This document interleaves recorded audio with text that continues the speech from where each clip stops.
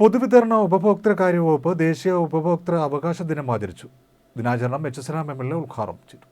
ഉപഭോക്തൃ അവകാശ ജാലകം എന്ന പേരിൽ ഉപഭോക്താക്കൾക്ക് വേണ്ടി ഉത്തരവാദിത്തമുള്ളതും നീതിപൂർവവുമായ നിർമ്മിത ബുദ്ധി എന്ന ആപ്തവാക്യത്തോടെ നടത്തിയ ദിനാചരണം എച്ച് MLA ഉദ്ഘാടനം ചെയ്തു.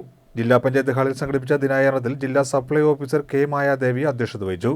CDRC president PR Sholy, advocate R Rajendra Prasad, consumer federation of Kerala chairman KG Vijayakumaran Nair, consumer സംരക്ഷണ സമിതി ചെയർമാൻ ഹക്കീം NK മുഹമ്മദ് രാജ, AK ജലജ തൈക്കൽ എന്നിവർ സംസാരിച്ചു.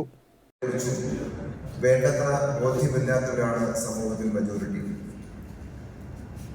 അത് നമ്മളങ്ങനെ സമൂഹത്തിൽ നോക്കിയാൽ നമുക്ക് തിരിച്ചറിയാൻ പറ്റും.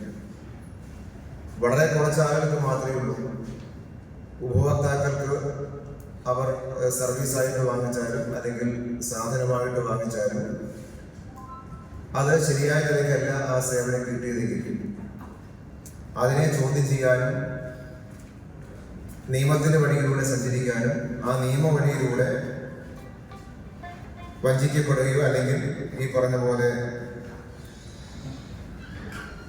തെറ്റായ തരത്തിലേക്ക് അനുഭവം പേരേണ്ടി വരികയോ ചെയ്താൽ അത് ചെയ്യുന്ന ആൾക്കാർക്കെതിരായി ശക്തമായ നിയമ നിലപാട് സ്വീകരിക്കാൻ കഴിയുമെന്നുള്ളൊരു സാധ്യതയെക്കുറിച്ച് കാര്യമായി പലപ്പോഴും സമൂഹത്തിന് ബോധ്യമില്ല.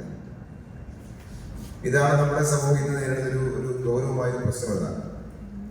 നമ്മൾ ഇത്തരം ദിനാചരണത്തിന്റെ ഭാഗമായും തുടർന്നുള്ള നമ്മുടെ പ്രവർത്തനങ്ങളുടെയൊക്കെ ഭാഗമായും നമ്മുടെ സമൂഹത്തിലേക്ക് ആ ഒരു അറിവ് നൽകുക, അത് പകരുക എന്നതാണ് പ്രധാനപ്പെട്ട കാര്യം. അപ്പൊ ഈ ദിനം തന്നെ നമുക്ക് വേണമെങ്കിൽ ഇവിടെയെങ്കിലും ഹാൾ നടത്താതെ കുറച്ചുകൂടി പഞ്ചായത്ത് പ്രദേശത്തേക്കോ അങ്ങനെയെല്ലാം കുറച്ചു വിപുലമായി നമുക്ക് നടത്താൻ കഴിയും. മറ്റ് പ്രദേശത്തേക്ക് മറ്റ് ജനങ്ങളെ കൂടി പങ്കെടുപ്പിക്കാൻ പറ്റുന്ന തരത്തിൽ ഒരു പഞ്ചായത്ത് ഇതിന്റെ കൂടി സഹായത്തോടെ കണ്ടക്ട് ചെയ്യാൻ തീരുമാനിച്ചാൽ ആ പഞ്ചായത്തിന്റെ കൂടി പ്രവർത്തനം വഴി നമുക്ക് കുറച്ചുകൂടി ആൾക്കാരെ കോൺഗ്രസ് ചെയ്യാൻ പറ്റും.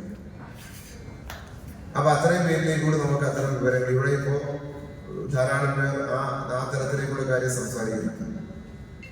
സംസാരിക്കുന്ന കാര്യങ്ങൾ കൂടുതൽ പേരിലേക്ക് എത്തിക്കാൻ കഴിയുന്ന ഒരു സംവിധാനം നമുക്ക് ഇത്തരം ദിനാചരണത്തിന്റെ ഭാഗമായി കൂടി നമുക്ക് ഒരുക്കാൻ കഴിയും. ഭാവിയിൽ എനിക്ക് തോന്നുന്നു നിങ്ങൾ അങ്ങനെ കൂടി ആലോചിക്കണമെന്ന് എനിക്ക് തോന്നുന്നു.